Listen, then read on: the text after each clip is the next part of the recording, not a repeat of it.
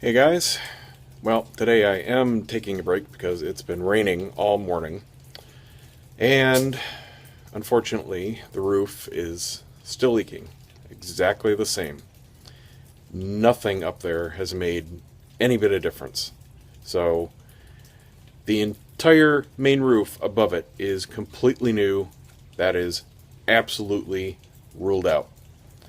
So, I don't know. Just emailed the guy, see what he says. But this is becoming a real pain in the ass. Well, it's going to be a short video today, guys. It finally stopped raining. It's about 5:30, and I'm going to go over to the grocery store, get some stuff to cook for this week. And heard back from the roofer. I don't know, he's giving me signals like he doesn't want to do anything more. He said he's coming out tomorrow, but he doesn't really know what he's going to do. He needs to look at it some more and do some more flood testing.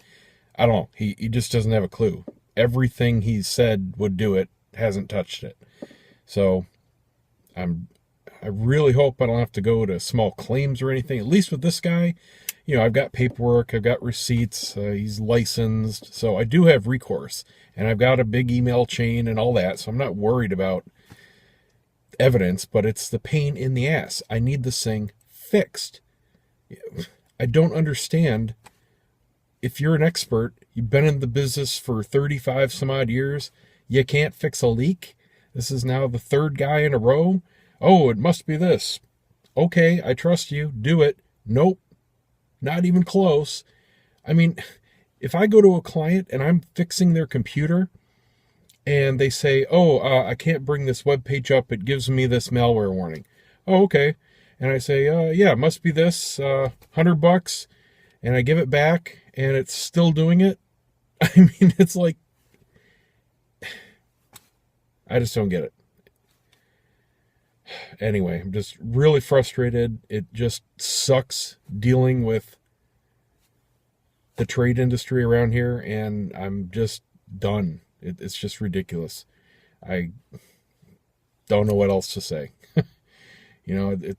I wish I could do things like this myself, because I'm the only damn one I trust to do things right. Seriously. I hire things out when I can't do them, or just absolutely don't want to, or don't have the time. If it's at all possible, I do things myself.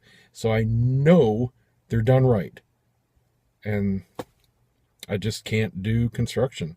Never had a knack for it, unfortunately for me. So that's just the way it is. It's not just me. I have so many friends around here that have been telling me horror stories after horror stories. It's just, I don't know if it's this area. I don't know if it's that kind of industry, whatever, but I am not alone. This is not a fluke thing. One of my friends, oh, one of my friends and clients, she is going through a terrible, terrible contractor problem right now.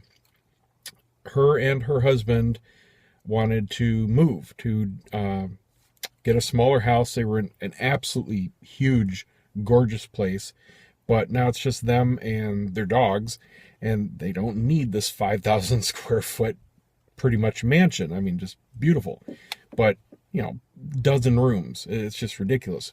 So they wanted to downsize. He wanted to build a new house, something much more modest, just a 3,000 square foot, which is huge to me. This is like I don't know, 1,600 with that back on ad room. So it's more than enough room for me. I love it. I wouldn't necessarily want anything bigger because I've got a room now I don't really use. But anyway, he wanted to build a new house. She didn't want to go through the time and trouble, so they found one to buy. And it was a reasonable price. I think she said it was like 280,000, and it needed a complete interior renovation though, because it was very outdated, very basic, and they have exquisite taste and wanted nice normal stuff like they're used to in a house that you would build. So just current stuff, nothing real major. Kitchen cabinets, appliances, utilities, a little bit of floor work, just replacing the tile in the living room with carpet, stuff like that. And the builder, the contractor that she'd been using for years and had worked on several of her previous houses in the area here, she contacted him, and he came back with a quote just to do the interior changes she wanted. And from what she was saying, just in my limited experience with what it would take, I would think I would be charged somewhere around $30,000, maybe, for what she was asking. I mean, I'm not exaggerating. This guy comes back with a quote for $170,000 just to renovate the interior of this $280,000 house. Just a normal house around here. She must have had a heart attack or just thought he was insane. And he must think that they are just the world's biggest suckers. And if that was the end of it, wouldn't have been any big deal. He would have just simply been fired. He went ahead and started the job without their consent. He gutted their new house without their consent. They, of course, said, absolutely, you are not even ever going to work for us again. He pulled in a crew without their knowledge and gutted their new house, ripped down walls, took out all the carpeting in the entire house, the hardwood floors, the kitchen cabinets, the bathrooms. It's now a shell.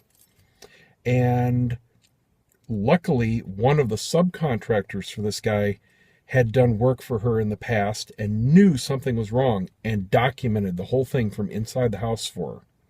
So they are now going to court and have no place to live. They're renting their old house that they sold from the new owners, who luckily understood, and they're trying to figure out what to do right now. So, I mean, that's hell. I'm kind of counting my blessings. I'm just dealing with a leak in the ceiling, but still, I know what it's like, and it is just ridiculous that this kind of crap goes on. So anyway, didn't mean to really go off on a rant, but that's how my day's going. So hope y'all are having a much better weekend, and hopefully tomorrow we start to warm up and I can get some more stuff done. I feel like going for a bike ride tomorrow. See you guys later.